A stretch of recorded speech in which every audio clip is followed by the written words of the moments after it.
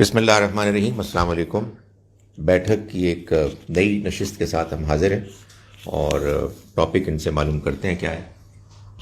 السلام علیکم سر. آج کا ٹاپک ہے انسانی حقوق، جس کے اندر ہم مین فوکس کریں گے کہ یہ جو رائٹس ہیں، ہیومن رائٹس، کیا یہ ہر جینڈر کے لیے، ہر جینڈر میں اس لیے کہہ رہا ہوں کہ مین ویمن کی بات ہوتی ہے، ہم خواجہ سرائن ٹرانسجینڈرس کی بھی بات کریں گے، تاکہ کیا ہر کسی کے لیے انسانی حقوق جو بیان کیے گئے ہیں وہ ایکول ہیں.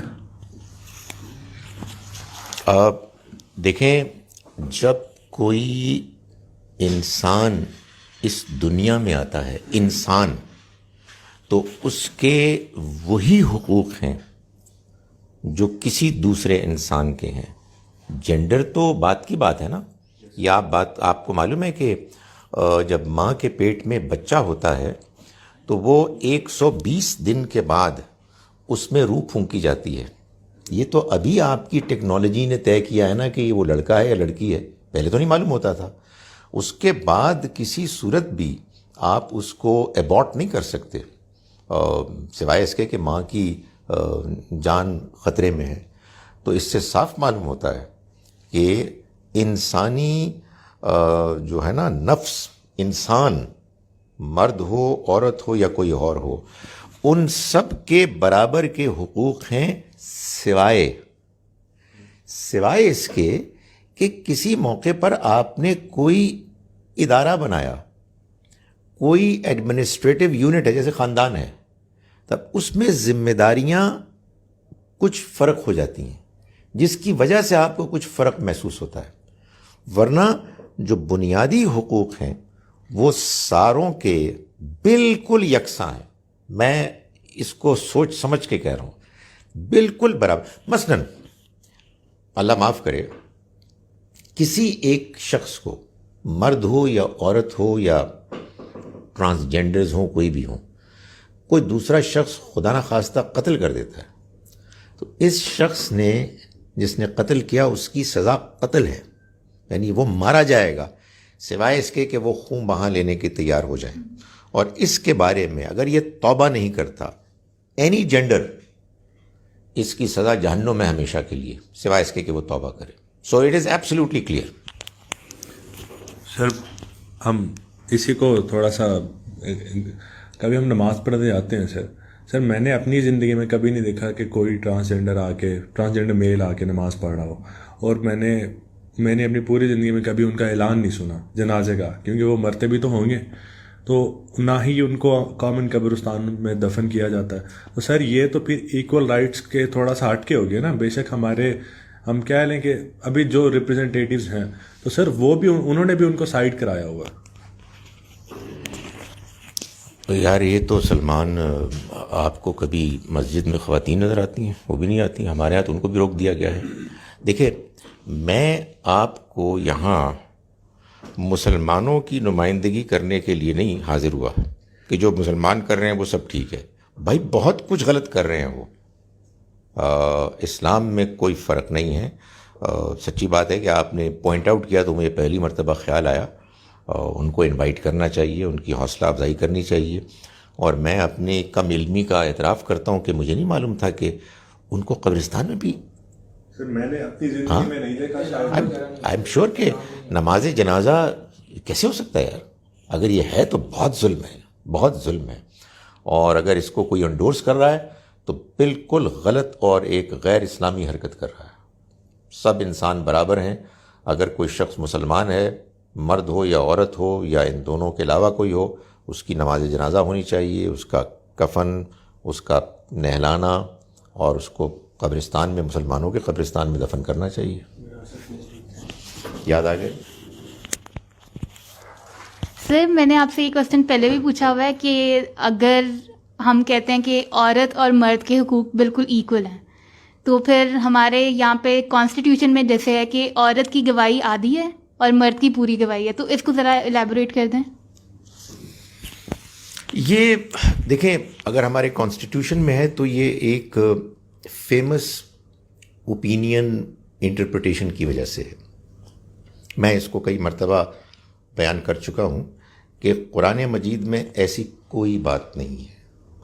ہوا کیا ہوا یہ کہ سورہ بقرہ کی آیت نمبر 282 میں جو سب سے طویل آیت ہے قرآن مجید کی، اللہ تعالیٰ نے یہ بتایا کہ جب تم کوئی دستاویز لکھو، یعنی کوئی ڈاکومنٹ لکھو جس میں کہ قرض کا معاملہ طے ہو، تو تم اس میں 2 مرد گواہ لے آؤ۔ مطلب یہ ہے کہ عورتوں کو ڈسٹرب کرنے کی ضرورت کیا ہے؟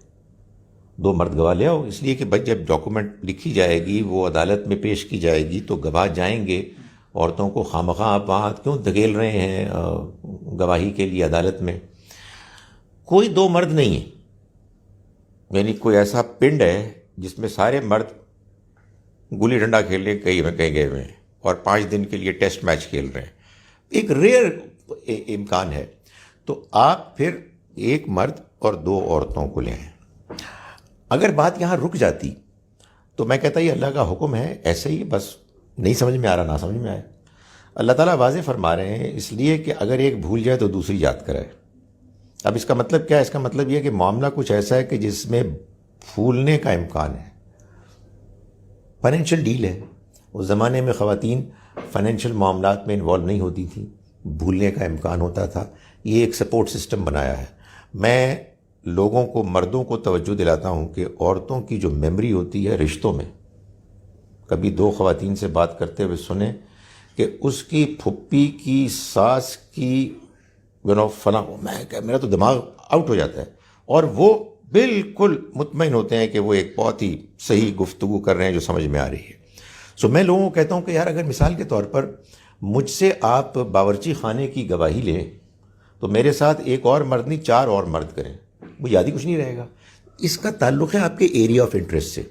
آپ کہیں کہ نہیں یہ آپ بڑی کوئی ماڈرن سی بات کریں، ابھی نہیں، قرآن مجید میں 2-3 جگہوں پہ اور جہاں گواہی کا ذکر ہے اس میں یہ نہیں کہا کہ مرد لاؤ یا عورت لاؤ، 2 گواہ لاؤ، 4 گواہ لاؤ۔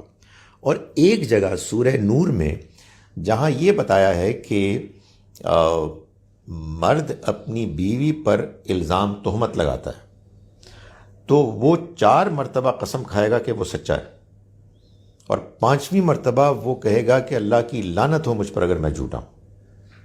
اب بیوی جو ہے اگر یہ بات ہو جائے تو اس کو سزا ملے گی، جو زنا کی سزا ہے 100 کوڑے۔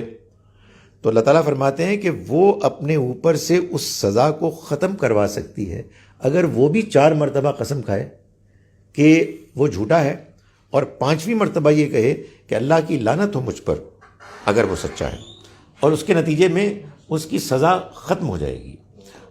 اس سے کیا معلوم ہوا؟ اس سے تو صاف معلوم ہوا کہ عورت کی گواہی اس معاملے میں مرد کی گواہی کے اوپر بھاری ہو گئی۔ تو یہ غلط فہمی ہے، ہمارے ہاں ایک قانون بن گیا۔ اسی لیے تو میں نے ان کو ایک پہلے سوال کے جواب میں کہا تھا کہ بھائی مجھ سے آپ پوچھیں اسلام کے بارے میں، مسلمان کیا کہتے ہیں، یہ میری کوئی ذمہ داری نہیں ہے۔ مردوں اور عورتوں کے حقوق برابر ہیں، تو تعلیم کے بارے میں جب آتے ہیں تو پردہ اور ماڈرنزم، اس پہ کچھ ریسٹرکشن ایسی ہے کہ بھئی فیمیلز کی جو ایجوکیشن ہے وہ کافی ہمارے ہاں گھرانوں میں وہ اتنی آگے تک نہیں پڑھ سکتی، اور سب سے بڑے یہ بھی کہا جاتا ہے کہ محرم کا جو نامحرم ہے اس کا فیمیل کو پڑھانا بھی ٹھیک نہیں ہے۔ تو یہ چیز سمجھ نہیں آتی۔ ایک طرف ہمیں اسلام میں کہا جاتا ہے کہ پڑھنے کے لیے چاہے چائنا جانا پڑے یا مرد اور عورت دونوں پہ تعلیم، تو پھر اس میں کوئی کلیئر نہیں ہوتا کہ پردہ ہے، ماڈرنزم ہے، ایجوکیشن ہے، الگ الگ ٹاپکس ہو جاتے ہیں۔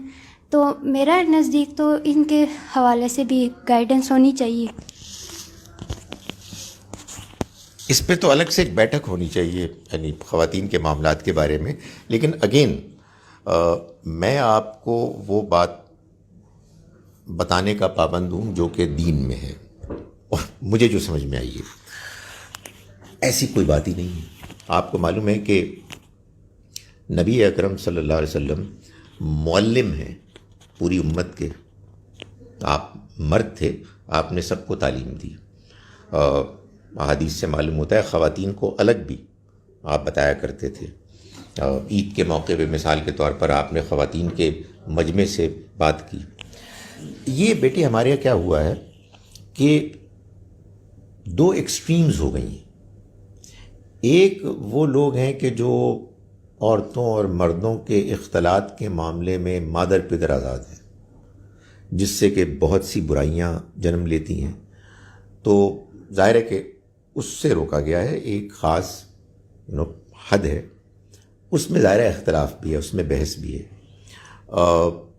ان احکام کو کہا جاتا ہے کہ یہ سد للذریعہ ہیں، یعنی ایک بڑے گناہ سے روکنے کے لیے اس راستے میں پابندیاں عائد کی گئی ہیں.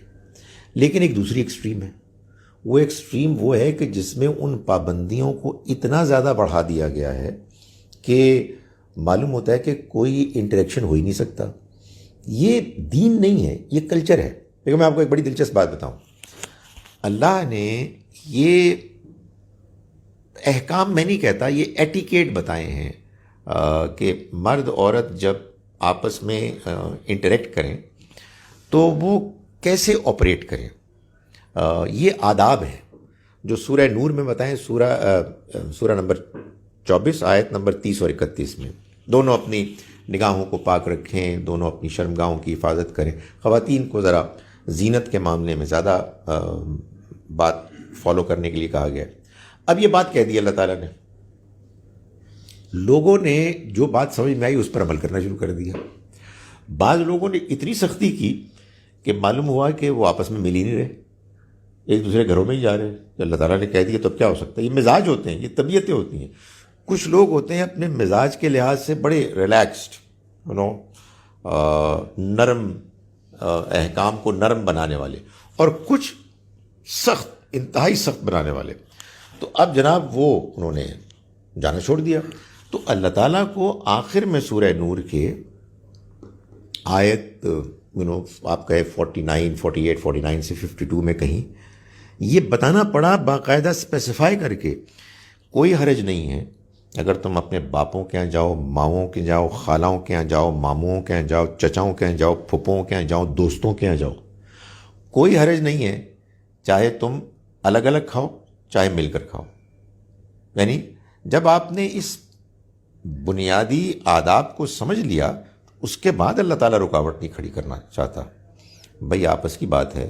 اس کے بعد رکاوٹ کھڑی کرنی تھی تو سب سے پہلے خانہ کعبہ میں کرنی چاہیے تھے. کہنا چاہیے تھا کہ طواف عصر کے بعد ہوگا خواتین کے لیے، اور مغرب کے بعد ہوگا مردوں کے لیے، اور عشاء کے بعد 1 گھنٹے تک پھر خواتین کے. ایسے ادھر دائیں کوئی خاتون ہوتی ہے، بائیں کوئی خاتون ہوتی ہے، آپ چل رہے ہوتے ہیں. تو اس لیے یہ جو اللہ نے بتایا ہے دین، یہ دین بڑا بیلنسڈ ہے.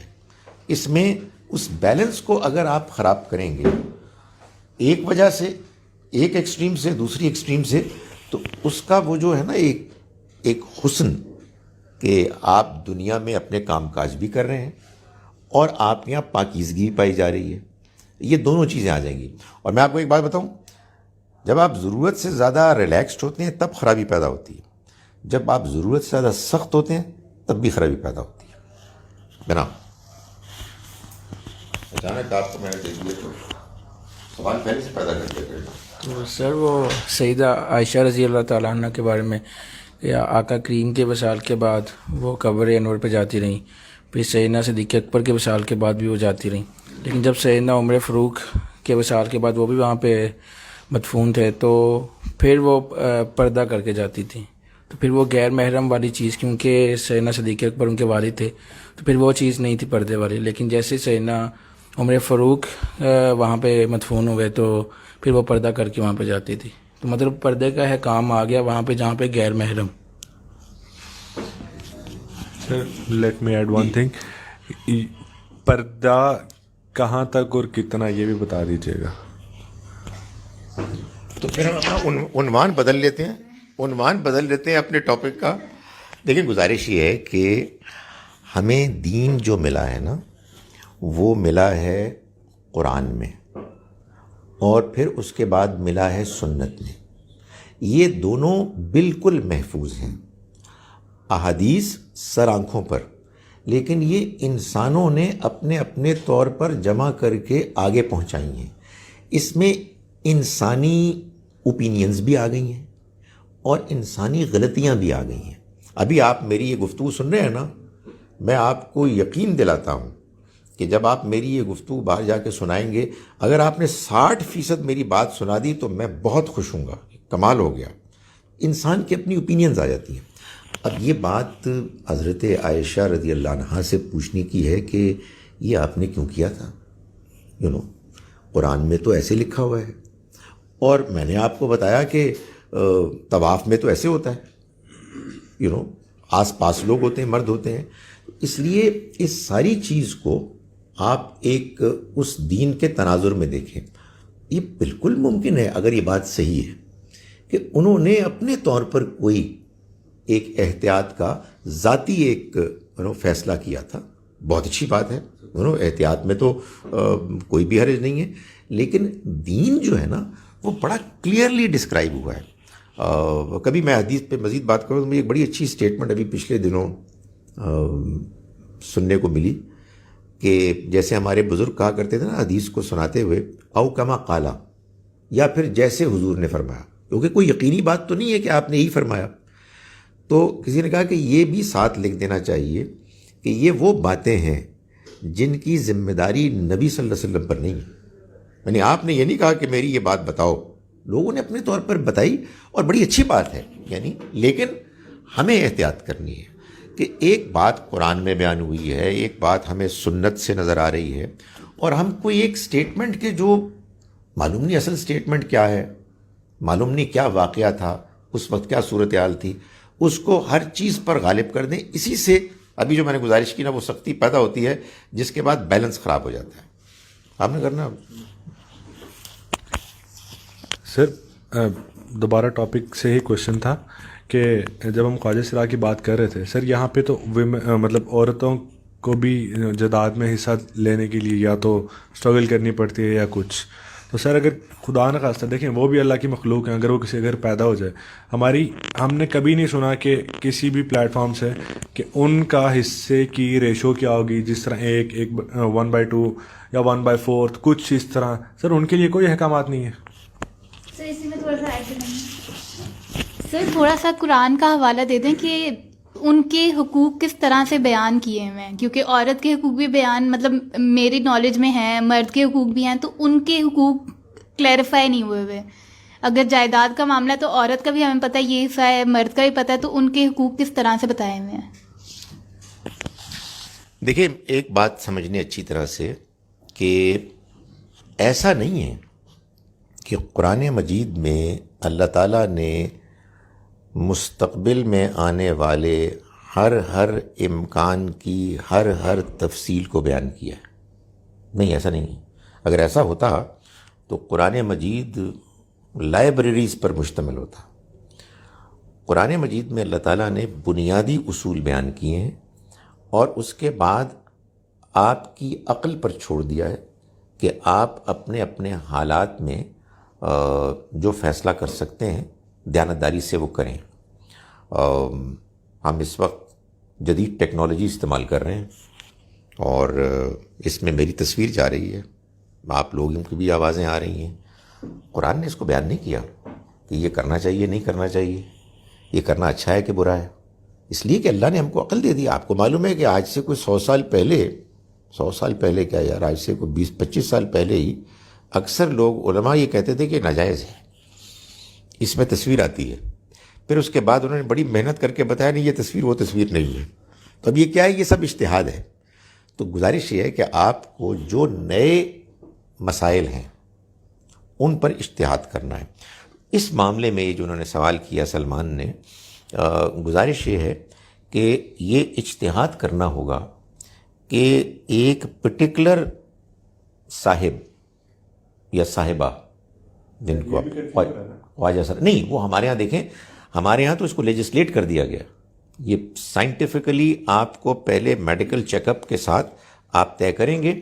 اگر میں ظاہر ہے میں اس کی ٹیکنیکلٹیز نہیں جانتا. نادرہ میں لکھا جاتا ہے آئی ڈی کارڈ کے اوپر خواجہ سرا مرد, نادرہ میں لکھا جاتا ہے خواجہ سرا مرد یا خواجہ سرا عورت. لیکن سر اب ہم سکولز میں دیکھیں, ہماری یونیورسٹی میں میرے خیال کوئی نہیں پڑھتا. سر ایسا کیسے ہو سکتا ہے کہ مطلب ان کی بے شک 1% پاپولیشن ہو یا 2% پاپولیشن ہوگی نا, ہوگی تو صحیح. تو وہ پڑھتے کہاں ہیں؟ نہ وہ مدرسوں میں ہم نے کبھی دیکھے، نہ مسجدوں میں دیکھے. تو سر وہ مطلب ان کے لیے کیا یہ ہمارے روڈ کے اشارے ہی ہیں، یا خدا نہ خواستہ شادیوں پہ ناچنے کے لیے؟ دیکھیں، آپ آؤٹ آف کورس سوال کر رہے ہیں مجھ سے. میں پہلے آپ کو کہہ چکا ہوں کہ مجھ سے اسلام کے سوال کریں، مسلمانوں کے سوال نہ کریں. مسلمان تو بدتمیزیاں کر رہے ہیں، ہمیں ان کی اصلاح کرنی ہے. تو میں یہ گزارش کر رہا تھا کہ وہ جو نادرہ کی آپ نے بات کی، جو میرا جواب ہے وہ یہ ہے، نادرہ کے اس میں لکھا ہے کہ یہ خواجہ سرا مرد ہے، یہ خواجہ سرا عورت ہے. خواجہ سرا مرد ہے تو اس کو ایک بیٹے کا حصہ ملے گا، عورت ہے تو اس کو بیٹی کا حصہ ملے گا. یہ بالکل واضح بات ہے. جو مسلمان کر رہے ہیں، لیٹس فیس اٹ، بدتمیزی کر رہے ہیں، زیادتی کر رہے ہیں، اسلام کو بدنام کر رہے ہیں، انسانوں کے ساتھ زیادتی کر رہے ہیں. یعنی آپ یہ سوچئے، آپ کی ذمہ داری تھی کہ اس اللہ کے پیغام کو دنیا کے سامنے آپ پیش کریں. ہم نے اپنے ذہنوں کو بند کر لیا، جو کسی نے کہا ہم نے اس کو دین مان لیا. آپ نے اس طرح کی باتیں کی تو پھر forget about it.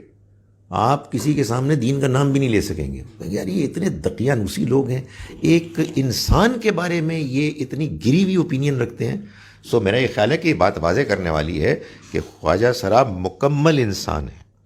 اور سچی بات یہ ہے کہ ہونا تو یہ چاہیے تھا کہ ہم دنیا کے سامنے یہ نمونہ پیش کرتے کہ بھائی یہ اسپیشل لوگ ہیں، ہم ان کی قدر کرتے ہیں، ہم ان کی عزت کرتے ہیں. یہ یعنی توہین ہے ان کی بھی، توہین ہے ہماری طرف سے ہمارے نظریات کی بھی کہ ہم ان کو جس طرح سے ٹریٹ کر رہے ہیں. تو اس کو تو میرا خیال ہے کہ ہمیں موومنٹ چلانی چاہیے کہ ان کا حق ادا کیا جائے. جی سر، آپ کے اسی بات سے کویشچن کہ ہمیں پیغام کو آگے پہنچانا چاہیے پوری دنیا میں. تو سر ہم اس وقت 57 اسلامی ریاستیں، فلسطین کو بھی ایڈ کر لیں تو، اور کوئی 190 کروڑ کے قریب ہم مسلمان ہیں. تو ہم نے الکتاب کو 1 انچ بھی زمین ہے جس پہ ہم نے الکتاب کو نافذ کیا ہو، اور الکتاب قرآن. تو کیا کوئی کتاب یا کوئی قانون صرف اسی لیے کہ ہم اس کو اپنی تراویح میں پڑھیں یا اپنی نمازوں میں پڑھیں اور پریکٹیکل امپلیمنٹ کرنے کے لیے ہم کچھ نہ کریں؟ مطلب الکتاب کو ہم نے 1 انچ پہ بھی نافذ نہیں کیا کہ ہم آ کے کسی کو یہ کہیں okay let's come and see this is a picture of Islam. اس پہ یہ الگ ایک موضوع آ گیا ہمارے پاس بیٹھک کا. آپ کے موضوعات کی ہمارے پاس قلت تھی، اب قلت نہیں رہی الحمدللہ. گزارش یہ ہے کہ دیکھیں اس میں بھی بیلنس ہونا چاہیے. اللہ کا دین ہمیں دنیا کے سامنے پیش کرنا ہے. سب سے پہلے خالد ظہیر کو اپنے اوپر امپلیمنٹ کرنا ہے. ہم اس وقت یہاں کچھ لوگ بیٹھے ہوئے ہیں، ہم کوئی مل کے کام کریں، ہم اس میں دین کے احکام کو، اجتماعی احکام کو ملحوظ رکھیں گے. میں آپ سے جزوی طور پر اختلاف کرتا ہوں. ہمارے ہاں بعض احکام پاکستان میں بھی امپلیمنٹڈ ہے. آپ ملیشیا چلے جائیں، آپ کو زیادہ بہتر نظر آئے گا. سعودی عربیہ میں بعض کو اگنور کیا جا رہا ہے اور بعض کو امپلیمنٹ کیا جا رہا ہے. ضرورت اس امر کی ہے کہ ہم کوشش کریں کہ ہم ایز ہیومنز اور ایز مسلمز امپروو کریں. ہماری سوسائٹیز بھی امپروو ہوں گی. یار اس نظام کا کیا فائدہ جس پہ اسلام کا لیبل لگا ہوا ہے اور بندے چور ہیں. آپ کو یہ بات معلوم ہے کہ میں ایسی مختصر سی بات کروں، یہ الگ سے ایک موضوع ہے. اسلامک بینکنگ وجود میں آئی تھی اس لیے کہ موجودہ بینکنگ غیر اسلامی ہے. لیکن اسلامک بینکنگ میں اکثر جو پروڈکٹس ہیں اپنی تفصیلات میں، ظاہری شکل و صورت میں سود سے ملتے جلتے ہیں، یعنی فکس ریٹرن ہے. وہ ایک الگ بحث ہے کہ وہ جائز ہے ناجائز ہے، میں اس پر ڈسکس نہیں کر رہا. جو پروڈکٹس تھے پرپوز کیے گئے جس میں شیئرنگ تھی پروفٹ اینڈ لاس، وہ بہت کم ہے. وہ بہت کم ہے. کیوں؟ اس کا جواب یہ دیا جاتا ہے، بڑی عجیب بات ہے، عبرتناک بات ہے. اس کا جواب یہ دیا جاتا ہے کہ مضاربہ اور مشارکہ جو ہمارے ہاں اصل اسلامی پروڈکٹس تھے، اس کے لیے یہ شرط ہے کہ لوگوں کو دیانتدار ہونا چاہیے. اور لوگ دیانتدار نہیں ہیں اپنے کاروبار میں اور کاروبار کے ریزلٹس کو بیان کرنے میں. تو میں عبرت کی بات یہ کہہ رہا ہوں کہ ہم چاہ رہے ہیں کہ اسلامک بینکنگ ہو لیکن اسلامک بینکنگ کے لیے جو ایک شرط ہے کہ مسلمان دیانتدار ہو، انفارچونیٹلی وہ نہیں ہے. تو بھائی میرا یہ خیال ہے کہ ہم سب چاہتے ہیں کہ اللہ کا حکم جیسے میری ذات پر ہو ویسے ہی معاشرے پر ہو، لیکن اس کو ایسے ہی بڑھنا چاہیے آگے. اس وجہ سے میں اس کا قائل ہوں کہ ہمیں اپنے عام لوگوں کو دعوت دینی چاہیے کہ وہ اچھے انسان بنے، دیانتدار بنے. آپ یقین جانیے کہ آہستہ آہستہ پھر کلیکٹیو لیول پر بھی امپلیمنٹیشن شروع ہو جائے گی. تو سر اسی سے کہ انڈیویجولس مل کے ہی کلیکٹیو بنیں گے. تو انڈیویجول کی جو سب سے بیسک ٹریننگ ہے، مطلب میرے خیال میں کہ اگر ہم سارے لوگ قرآن کو پڑھنا شروع کر دیں اور اس میں ایسی نشانیاں ہیں اور انسان کی عقل کھلنا شروع ہو جاتی ہے، تو فیز 1 تو پھر یہی ہے نا کہ اچھا انسان بننے کے لیے آپ الکتاب کو پڑھنا شروع کریں. کہ ہم یقیناً کہ ہم عربی نہیں ہیں تو ہم تو عربی کو اس طرح سمجھ نہیں سکتے، تو ہمیں اس کا ٹرانسلیٹڈ ورژن جو ہماری زبان، جو بھی مادری زبان ہے، ہم کم از کم ان احکامات کو پڑھیں کہ ہمارا مالک ہم سے کہنا کیا چاہتا ہے.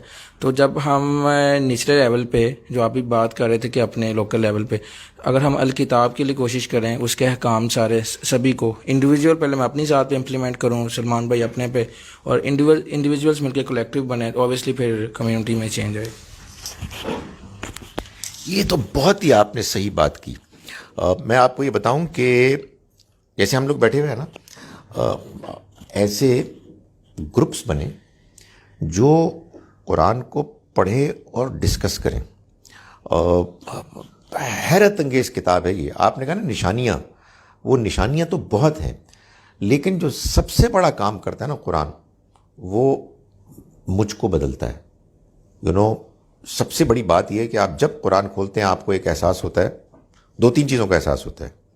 ایک یہ کہ اللہ دیکھ رہا ہے، ہر جگہ ہی ہوتا ہے، اللہ دیکھ رہا ہے،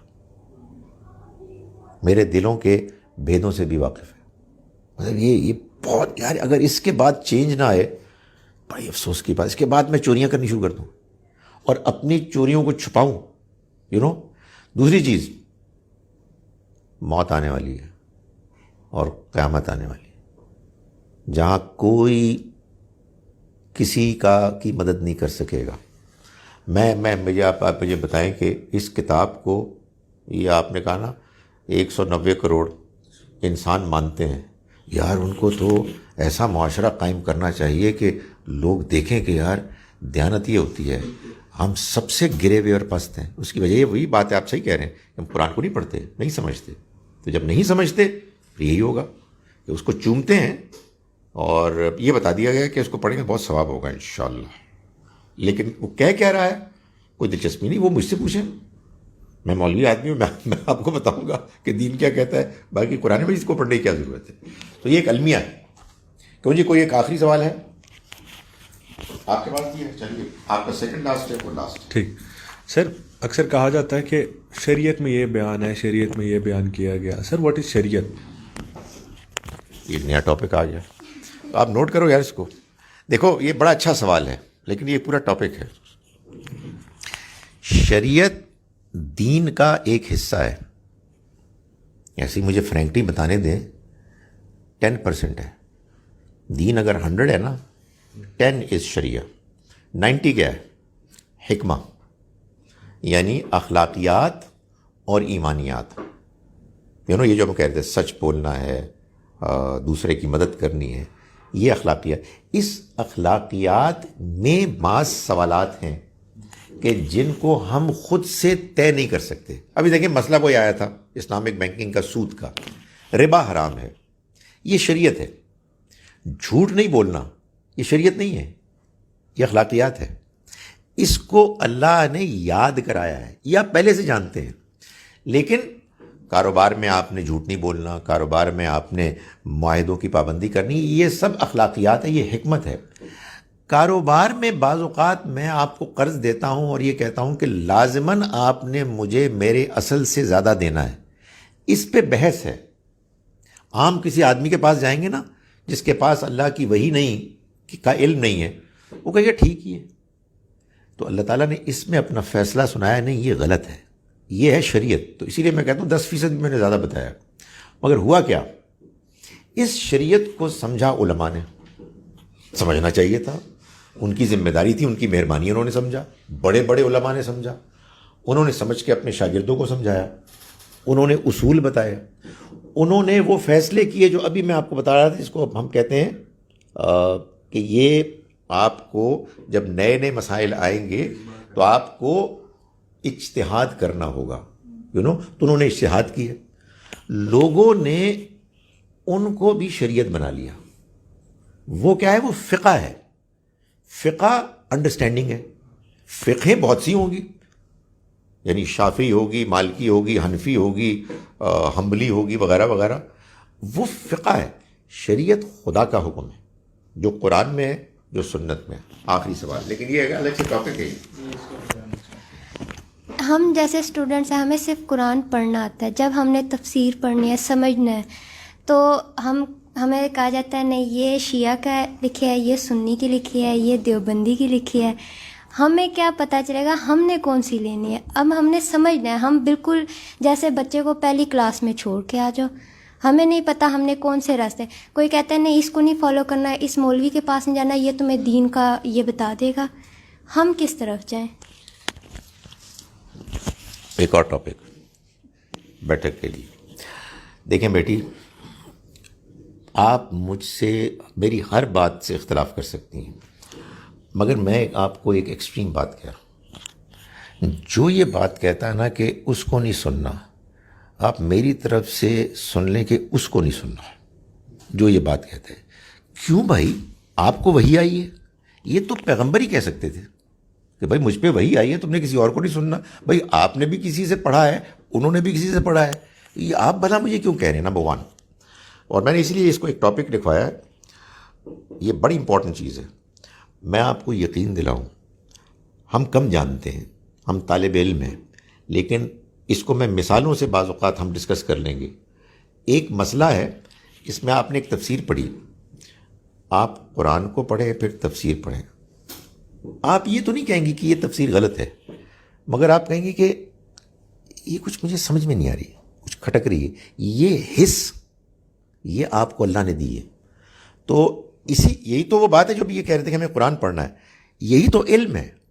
انہوں نے یہ بات کہی, لیکن قرآن مجھے لگتا ہے یہ بات ایسے نہیں کہہ رہا ہے. بڑا مجھے مزہ آتا ہے, آج کل میں وہ ترجمہ کرتا ہوں نا, لوگوں کو بھیجتا ہوں, تو اس میں اللہ تعالیٰ بھلا کرے ان کا, وہ جو اسلام 360 والے ہیں زاہد چیپا صاحب, انہوں نے کچھ 7 ترجمے ایک ساتھ کر دیے.